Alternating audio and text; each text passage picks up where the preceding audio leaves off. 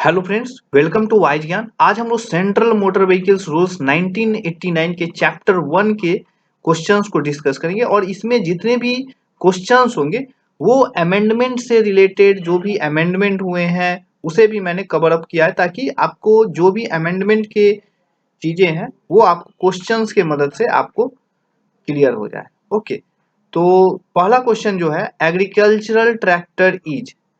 Agricultural tractor क्या होता है? ट्रांसपोर्ट व्हीकल होता है या नॉन ट्रांसपोर्ट व्हीकल होता है या दोनों या नन? तो इसमें आपको पहले बताना होगा कि ट्रांसपोर्ट व्हीकल क्या होता है, नॉन ट्रांसपोर्ट व्हीकल क्या होता है। तो मैंने इसे सीएमवीआर जब पढ़ा रहा था तो वहां पे मैंने डिटेल में डिस्कस किया था। ओके, कि ट्रांसपोर्ट व्हीकल क्या होता है, नॉन ट्रांसपोर्ट व्हीकल क्या होता है। ओके, तो मैं कुछ चीजें बता देता हूँ कि क्या होते हैं ट्रांसपोर्ट व्हीकल, क्या होते हैं नॉन ट्रांसपोर्ट व्हीकल। जैसे कोई भी मोटरसाइकिल हुए विथ साइड कार, ओके, जो कि गुड्स को कैरी करता है तो वो ट्रांसपोर्ट व्हीकल होगा। जो भी मोटरसाइकिल है विदाउट साइड कार है, पर्सनल यूज के लिए है, तो वो होगा नॉन ट्रांसपोर्ट व्हीकल। आपका इनवैलिड कैरेज, मोटर कार, जो कि three wheeled vehicles for personal use, ये सब चीजें होते हैं नॉन ट्रांसपोर्ट व्हीकल। और ट्रांसपोर्ट व्हीकल्स में आपके जैसे थ्री व्हील व्हीकल है जो कि ट्रांसपोर्ट करने के लिए, पैसेंजर्स को ट्रांसपोर्ट करने के लिए या गुड्स को ट्रांसपोर्ट करने के लिए, तो वो सब नॉन ट्रांसपोर्ट व्हीकल होते हैं। तो एग्रीकल्चरल जो ट्रैक्टर होता है वो होता है नॉन ट्रांसपोर्ट व्हीकल। यहाँ पे आप देख सकते हैं डेफिनेशंस में एग्रीकल्चरल ट्रैक्टर के बारे में डेफिनेशन दिया हुआ। ओके, जो कि agricultural tractor is non transport vehicle, जो कि आपको डेफिनेशन 2 के रूल्स नंबर 2 के सब क्लॉज बी में आपको मिल जाएगा एग्रीकल्चरल ट्रैक्टर का डेफिनेशन। नेक्स्ट जो हमारा question number 2, according to CMVR 1989 what is mentioned in challan. तो चलान जो है, चलान ये शब्द को जोड़ा गया है यहाँ पे डेफिनेशंस में। ओके, तो ये डेफिनेशंस पहले हमने जब पढ़ा था चलान तो वहां पे सीएमवीआर 1989 का जो चैप्टर 1 पढ़े थे तो चैप्टर 1 में वहां पे मेंशन नहीं था, लेकिन अभी जो अमेंडमेंट हुए हैं तो उसमें बहुत सारे सब्स्टिट्यूट किए गए हैं डेफिनेशंस को। ओके, तो ये इसमें जो चलान क्या होता है, पहले चलान को समझते हैं। चलान होता है कि जो भी कोई प्रोविजन है एक्ट का, जो भी प्रोविजन है मोटर व्हीकल एक्ट 1988 का, उसको अगर कोई फॉलो नहीं करता है तो उस केसेस में उसको चलान काटा जाता है। और उस चलान में क्या मेंशन होता है वो आपसे पूछा जा रहा है। ऑप्शन ए है details of the offence committed and the offender, इसके बारे में मेंशन होता है। तो हाँ, ये मेंशन होता है चलान में कि कौन ऑफेंस किया, किस तरह का ऑफेंस है। ओके, ऑप्शन बी है अमाउंट ऑफ पेनल्टी इम्पोज, तो जो भी अमाउंट आपको पे करना है, जो भी अगर प्रोविजन को फॉलो नहीं करते तो कितने अमाउंट पेनल्टी लगेगा वो अमाउंट चलान में मेंशन होगा, तो ये भी सही बात है। Mode of collection of penalty, जो भी पेनल्टी है आप कैश में देना चाहते हैं या ऑनलाइन पेमेंट करना चाहते हैं तो वो मोड भी वहां पे मेंशन होता है। तो इसका आंसर जो होगा डी। ओके, तो हम चलान का डेफिनेशन देख लेते हैं। चलान का जो डेफिनेशन है वो सब क्लॉज सीए में मेंशन है चलान। ओके, तो आप इसे पढ़ सकते हैं। क्या होता है? फिजिकल और electronic form issued by any police officer in uniform. Okay, जो भी स्टेट गवर्नमेंट के द्वारा ऑथराइज किया जाता है, जो किसको इस चलान दिया जाता है, किस पर्सन को? Person acting in violation of the provision of the act, जो भी एक्ट को वायलेट करता है तो इस केसेस में उसे चलान इशू किया जाता है उसके नाम पे। ओके, उसमें ये सब चीजें मेंशन होता है। ओके, ये चीजें ये भी न्यू चीजें ऐड किया गया है तो मैंने यहाँ पे इसे क्वेश्चन के फॉर्म में आपको दिया। आप लोगों को वीडियो अच्छा लग रहा है तो प्लीज लाइक करें, कमेंट करें, ताकि हमें भी मोटिवेशन मिले कि आप लोग पसंद कर रहे हैं। और अगर किसी तरह का डाउट है तो आप लोग कमेंट कर सकते हैं, जरूर मैं कोशिश करूंगा उसका आंसर देने के लिए। नेक्स्ट जो है question number 3, what is not correct regarding e rickshaw. Okay, e rickshaw के केस में कौन सा इसमें जो स्टेटमेंट्स है वो सही नहीं है। तो ऑप्शन ए है carry not more then 4 passenger excluding driver. तो ये सही बात है। वहां पे जो ई रिक्शा होता है, ई रिक्शा में आपको 4 पैसेंजर्स के से ज्यादा कोई भी पर्सन ई रिक्शा में नहीं ढो सकता है, एक्सक्लूडिंग ड्राइवर, ड्राइवर को छोड़कर। Okay, carry not more then 40 kilograms in luggage in total, means की जो ई रिक्शा में 40 केजी से ज्यादा लगेज को नहीं ढो सकता है जो भी ई रिक्शा को चलाता है। ओके, जो भी पैसेंजर्स है वो भी उसको भी मतलब ओवरऑल उसे 40 किलोग्राम्स लगेज से ज़्यादा नहीं कैरी करना है। ऑप्शन सी है maximum speed of the vehicle is not more then 40 kilometre per hour. तो ये ऑप्शन है, ऑप्शन नंबर डी है net power of its motor is not more then 2000 वाट। तो आप देख सकते हैं जो मैक्सिमम स्पीड होता है व्हीकल का not more then 25 kilometre per our, लेकिन यहाँ पे जो ऑप्शन मेंशन है 40 किलोमीटर पर आवर, तो ये ऑप्शन है, ये स्टेटमेंट गलत है, इसलिए इसका आंसर जो होगा ऑप्शन नंबर सी।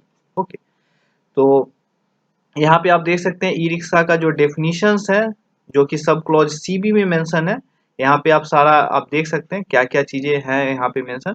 ओके, और maximum speed of vehicle is not more then 25 kilometre per our. E rickshaw का मैक्सिमम स्पीड 25 किलोमीटर से ज्यादा नहीं हो सकता है। ओके, नेक्स्ट जो है what is the maximum speed of puller tractor while pulling load. तो जो पुलर ट्रैक्टर्स होते हैं जो पुल करते हैं लोड को, उसका मैक्सिमम स्पीड कितना होना चाहिए? 5 kilometre per our, 10 kilometre per our, 15, 20, 25 kilometre per hour. तो इसका जो आंसर होगा maximum speed not exceeding 25 kilometre per our while pulling load. तो इसका जो आंसर होगा ऑप्शन नंबर ई। तो आप यहाँ पे पुलर ट्रैक्टर के बारे में जो भी चीजें हैं आप देख सकते हैं कैटेगरी N3। तो हम लोग यहाँ पे कैटेगरी के बारे में भी डिस्कस करेंगे, जितने भी कैटेगरी हैं बहुत सारी चीजें चेंज हो गया है, कैटेगरी टी भी सब्सटीट्यूट किया गया है, कैटेगरी टी को ऐड किया गया है सेंट्रल मोटर व्हीकल्स रूल्स 1989 में, तो उसे भी हम लोग डिस्कस करेंगे। तो कैटेगरी टी के बारे में इसी वीडियो में हम लोग डिस्कस करेंगे लास्ट में। ओके, और बहुत सारे कैटेगरी एल, L1, L2, तो इसमें भी बहुत सारे वेट को थोड़ा सा उसको बढ़ाया गया घटाया गया, तो उसे भी हम लोग डिस्कस कर लेंगे लास्ट में। यहाँ पे आप देख सकते हैं पुलर ट्रैक्टर के बारे में क्या क्या चीजें हैं वो आप यहाँ पे देख सकते हैं। Minimum engine power 260 horse power होना चाहिए, और ये कैटेगरी N3 ये आप ये आपको ध्यान में 25 किलोमीटर पर आवर से ज्यादा, ये मैक्सिमम स्पीड इसका 25 किलोमीटर पर आवर होगा। ओके, नेक्स्ट है in motor caravan vehicle which facility is available. तो मोटर क्रेवन जो व्हीकल्स होते हैं उसमें कौन कौन से फैसिलिटी अवेलेबल होते हैं? कुकिंग फैसिलिटी अवेलेबल होते हैं, स्टोरेज फैसिलिटी, बोथ या नन। तो ये जो मोटर क्रेवन होते हैं वो इसमें बहुत सारे फैसिलिटी अवेलेबल होते हैं, जैसे कि आप देख सकते हैं यहाँ पे इसमें कुकिंग फैसिलिटी जो कि यहाँ पे मेंशन है, स्टोरेज फैसिलिटी और सीट और टेबल, स्लीपिंग एकोमोडेशन।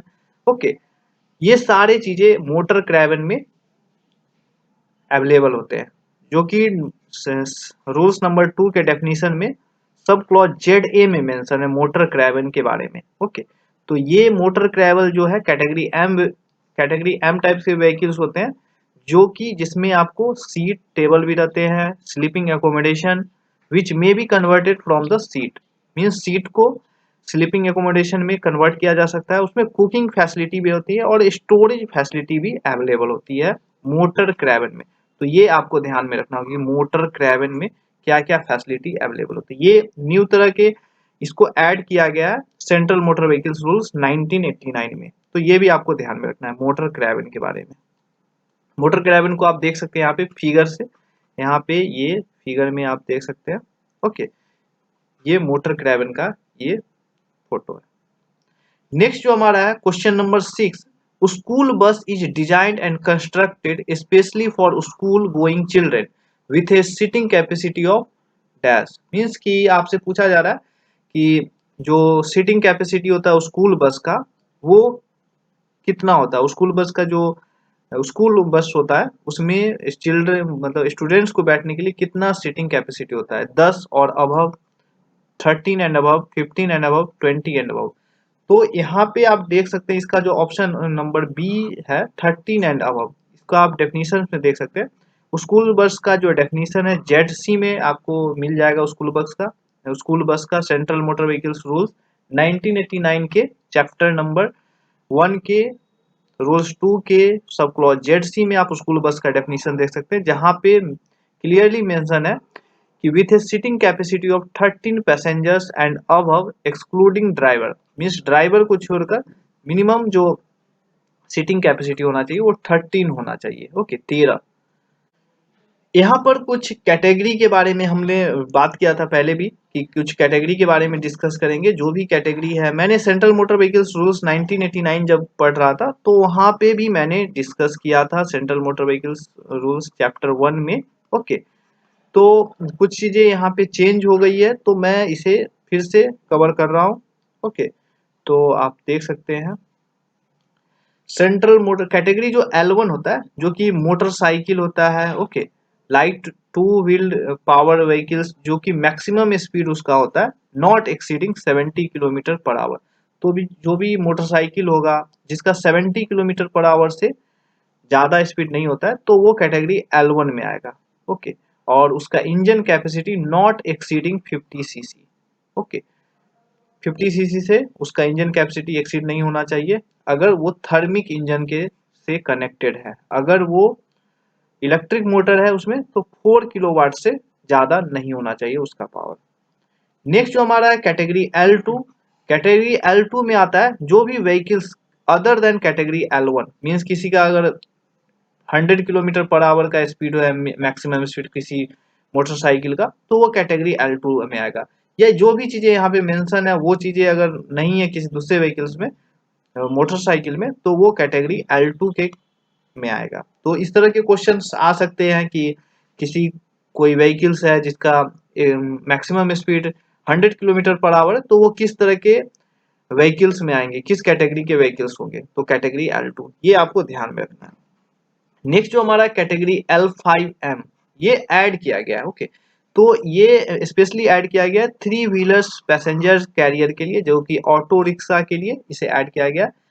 ओके, तो ये चीजें आप देख सकते हैं। L5M जो होता है 3 व्हीलर पैसेंजर कैरियर। ओके, और L5N होता है जो कि 3 व्हीलर गुड्स कैरियर व्हीकल्स होते हैं। तो हम लोगों ने जब पहले पढ़ा था मोटर व्हीकल एक्ट 1980 तो वहां पे भी हम लोग डिस्कस किए। तो एम से जो भी होगा वो पैसेंजर्स व्हीकल्स होंगे और जो एन से होंगे वो गुड्स कैरेज व्हीकल्स होंगे। तो यहाँ से आपको पता चला L5M, एम मीन्स आपको पता है कि 3 व्हीलर पैसेंजर्स होते हैं, पैसेंजर कैरियर व्हीकल्स, और एन फॉर गुड्स कैरियर। तो L5N होगा तो 3 व्हीलर्स गुड्स कैरियर, L5M होगा तो 3 व्हीलर पैसेंजर कैरियर। नेक्स्ट जो है कैटेगरी एम। कैटेगरी एम में हम लोगों ने पहले भी पढ़ा था जो भी पैसेंजर्स को कैरी करने के लिए यूज किया जाता है और एटलीस्ट 4 व्हील्स होना चाहिए, मीन्स 4 चक्के के साथ पैसेंजर्स को ढोने का काम कैटेगरी एम होता है। कैटेगरी M1 में हम लोगों ने पहले भी पढ़ा था जो भी पैसेंजर्स को कैरी करने के लिए होता है और not more than 8 seat in addition to the driver seat, means driver का सीट को लेकर उसके जो सीटिंग कैपेसिटी होना चाहिए वो 8 से ज़्यादा नहीं होना चाहिए। तो इस तरह के व्हीकल्स को कैटेगरी M1 में रखा गया है। ओके, कैटेगरी M2 के जो व्हीकल्स होते हैं उसमें 9 या उससे ज़्यादा सीट होगा ड्राइवर को लेकर तो वो कैटेगरी M2 में होगा और उसका maximum gross vehicle weight not exceeding 5 ton, 5 ton से ज़्यादा नहीं होना चाहिए उसका GBW, तो वो कैटेगरी M2 में आएगा। ओके, नेक्स्ट है कैटेगरी M3 जिसमें 9 या उससे ज़्यादा सीट होना चाहिए और उसका ग्रॉस व्हीकल वेट 5 टन से ज़्यादा होगा तो वो कैटेगरी M3 में आएगा। ओके, जैसे आपका बसेस हो गए। ओके, तो उसमें बस में क्या होता है 9 से ज़्यादा सीट होता है और उसका जो GVW होगा वो 5 टन से ऑब्वियस है कि वो ज़्यादा होगा तो वो कैटेगरी M3 में आएंगे। तो इस तरह से आपको ये आप एक बार देख लोगे तो आपको समझ में आ जाएगा कि क्या क्या चीज़ होता है। बस कैटेगरी L1 में 70 किलोमीटर पर आवर, आपको बस की पॉइंट याद रखना है L1 में 70 किलोमीटर पर आवर और L2 में जो भी उससे उसको छोड़कर।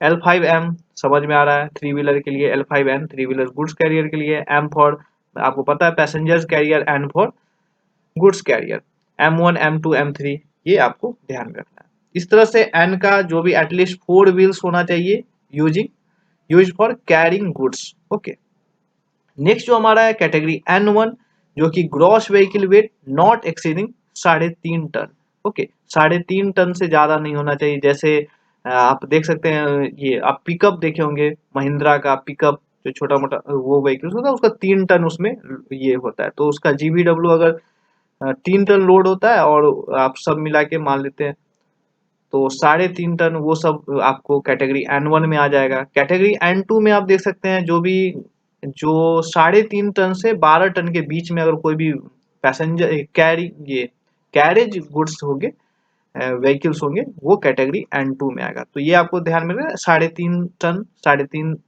टन, 3.5 टन और 12 टन के बीच में N2।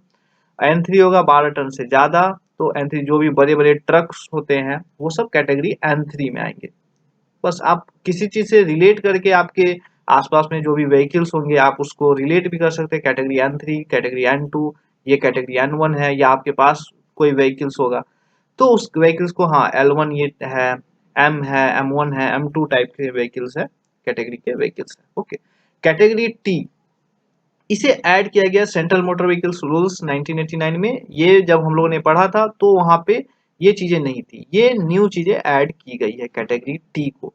तो जो भी कैटेगरी टी होती है, non self propel driven road vehicles, okay, including a semi trailer, means कि इसके खुद के पावर से नहीं चलता। जैसे आपका ले सकते हैं सेमी ट्रेलर होता है जो पीछे में लगा रहता है, ओके, जिसमें कम से कम 2 व्हील्स होना चाहिए, तो वो कैटेगरी टी में आएंगे।